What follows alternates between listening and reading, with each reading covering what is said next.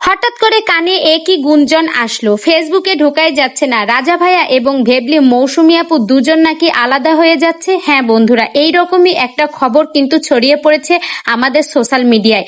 সেখানে কিন্তু সবাই নানাভাবে বলছে, বিভিন্নভাবে, যে রাজা মৌসুমীর যে সুখের সংসারটা ছিল সেটা কিন্তু এবার ইতি টানতে চলেছে। তো হঠাৎ করে এমন কেন হতে চলেছে?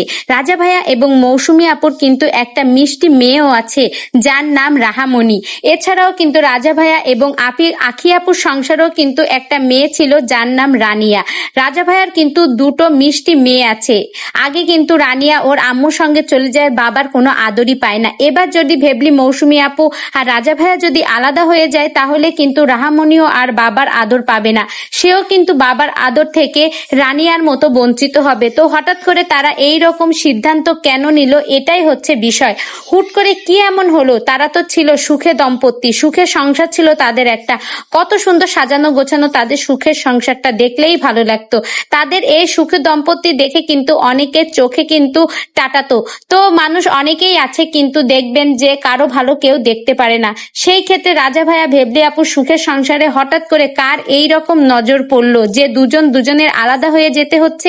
কি এমন ঘটলো সেটাই হচ্ছে বিষয়। হঠাৎ করে তাদের মধ্যে কি এমন হলো? ভেবলি আপু তো অনেক অনেক ঠান্ডা প্রকৃতির একটা মেয়ে, সে কিন্তু হুট করে রাজা ভাইয়ের উপরে কখনোই রেগে যায় না।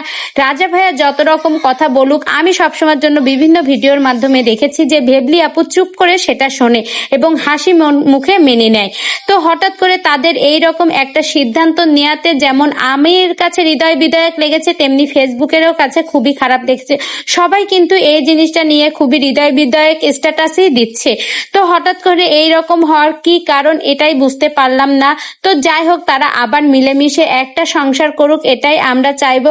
ভেবলি আপু কিন্তু তার ভেরিফাইড পেজে একটা পোস্ট দিয়েছে, সেখানে সে লিখেছে যে আমি আমার বিশ্বাসকে ঘৃণা করি। আমি যতবার আমি বিশ্বাস করে কারো কাছে গিয়েছি, ততবারই কিন্তু আমি সবকিছু থেকে বিচ্ছিন্ন হয়ে চলে আসতে হয়েছে। এখন আমার মেয়েটার কি হবে?